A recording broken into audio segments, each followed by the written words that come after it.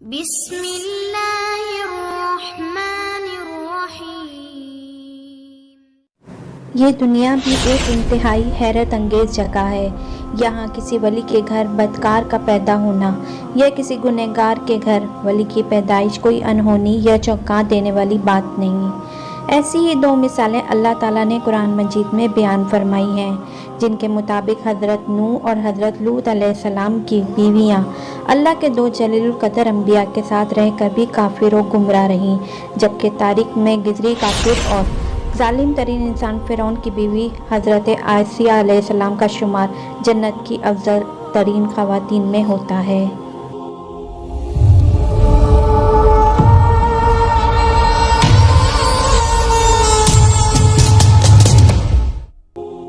دوستوں، ایسی ہی ایک مثال ابلیس کی پڑپوتی حامہ کی بھی ہے۔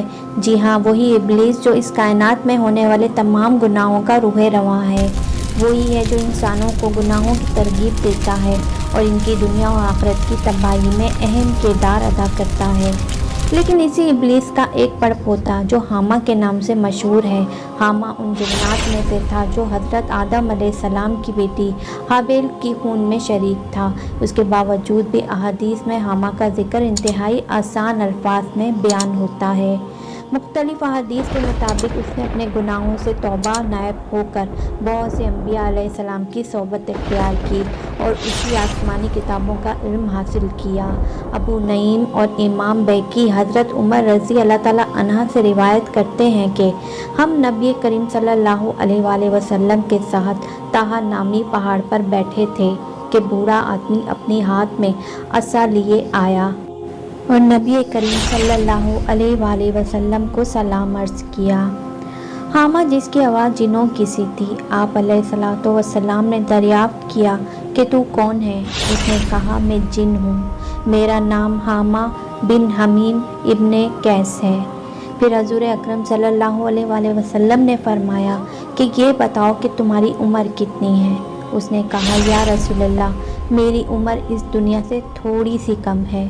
جنوں قابلی حابیل کو قتل کیا تھا، میں اس وقت کئی برس کا بچہ تھا، مگر باتوں کو سمجھتا تھا، پہاڑوں میں دوڑتا پھرتا تھا، لوگوں کا کھانا اور غلہ چوری کر لیا کرتا تھا اور لوگوں کے دلوں میں وسوسے سے ڈالتا تھا تاکہ وہ اپنی اقربا سے بدسلوکی کریں۔ حضور اکرم صلی اللہ علیہ وآلہ وسلم نے فرمایا، تب تو تم بہت برے ہو۔ تو اس نے عرض کیا، حضور، مجھے ملامت نہ فرمائیے، اس لیے کہ میں آپ کی خدمت میں توبہ کرنے حاضر ہوا ہوں۔ یا رسول اللہ، میں نے حضرت نوح علیہ السلام سے ملاقات کی ہے، میں ان کی مسجد میں رہا کرتا تھا اور ان پر ایمان لانے والوں میں سے تھا۔ میں نے اسے کہا تھا، اے نوح، میں ان لوگوں میں سے ہوں جو حابیل بن آدم جیسی سعادت مند بیٹے کی خوشی میں شریک تھے، تو کیا پروردگار میری توبہ قبول فرمائے گا؟ حضرت نوح علیہ السلام نے فرمایا، اے حامہ، بھلائی کا ارادہ کر لیں کہ اللہ تعالیٰ نے جو کلام مجھ پر نازل فرمایا ہے اس میں درج ہے کہ جو بندہ اللہ تعالیٰ کی حضور سچے دل سے توبہ کرتا ہے تو اللہ تعالیٰ اس کی توبہ قبول فرماتا ہے، لہذا اٹھ اور وضو کر کے 2 رکعت نماز پڑھ۔ میں نے اسی وقت وہ کام کیا جس کا مجھے حضرت نوح علیہ السلام نے حکم دیا۔ پھر حضرت نوح علیہ السلام نے مجھے پکارا کہ اپنا سر اٹھا، تیری توبہ آسمان سے نازل ہو چکی ہے۔ اس کے بعد میں 1 سال تک اپنے رب کی عبادت میں مصروف رہا۔ میں حضرت ہود علیہ السلام کے ساتھ موجود تھا کہ جب وہ اپنی قوم میں تبلیغ کیا کرتے تھے۔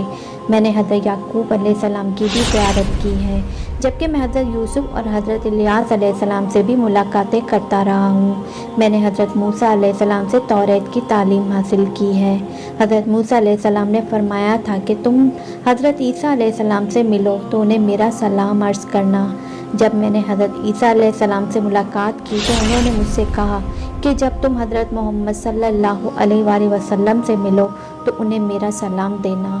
حامہ نے کہا کہ آج میں یہی امانت آپ تک پہنچانے کے لیے حاضر ہوا ہوں۔ یہ سن کر رسول اکرم صلی اللہ علیہ وآلہ وسلم کی آنکھوں میں آنسو آ گئے اور آپ رونے لگے۔ حضور نے فرمایا کہ سلامتی ہو حضرت عیسیٰ علیہ السلام پر اور اس امانت کو پہنچانے والے پر بھی۔ हामा ने अर्ज़ किया, या रसूल अल्लाह, आप भी वही मेरे साथ मामला फरमाएं जो हज़रत मूसा अलैहिस्सलाम ने किया, यानी उन्होंने मुझे तौरात की तालीम दी। हुज़ूर अकरम ने उसी सूरह मरसलात, सूरह अन्नबा, सूरह तकवीर, सूरह इखलास और मौज़तीन की तालीम दी। हज़ूर अलैहिस्सलातु वस्सलाम ने इरशाद फरमाया, ए हामा, तुम अपनी ज़रूरियात हमसे बयान करो, हमसे मुलाकात करना तर्क ना करना। हज़रत उमर रज़ी अल्लाह ताला अन्हु फरमाते हैं कि जब रसूलुल्लाह सल्लल्लाहु अलैहि वसल्लम ने इस दुनिया से पर्दा फरमा लिया तो फिर हमें हामा की खबर नहीं और ये भी मालूम नहीं कि वो ज़िंदा है या इंतकाल कर गया। ये हदीस हज़रत अनस रज़ी अल्लाह ताला अन्हु से भी रिवायत की जाती है, जबकि हज़रत अब्दुल्ला बिन अब्बास रज़ी अल्लाह ताला अन्हु की हदीस में भी वारिद है। इस हदीस की मुत्तहद सनत है, जिसकी वजह से ये हदीस हसन के दर्जे में शुमार की जाती है। इसके अलावा इमाम जलालुद्दीन सयूती अपनी किताब लुत्फ़ुल मरजान फ़ी अहकामुल जान में अमीरुल मोमिनीन हज़रत आयशा रज़ी अल्लाह ताला अन्हा से रिवायत करते हैं कि नबी करीम सल्लल्लाहु अलैहि वसल्लम ने फरमाया, हामा बिन हमीम बिन अकीस बिन इब्लीस जन्नत में है। दोस्तों, उम्मीद करती हूँ कि ये वीडियो आपकी मालूमात में इजाफे का बाइस बनेगी। अगर ऐसा है तो इसे लाइक और शेयर ज़रूर कीजिएगा। अपना ख्याल रखिएगा। अल्लाह निगहबान।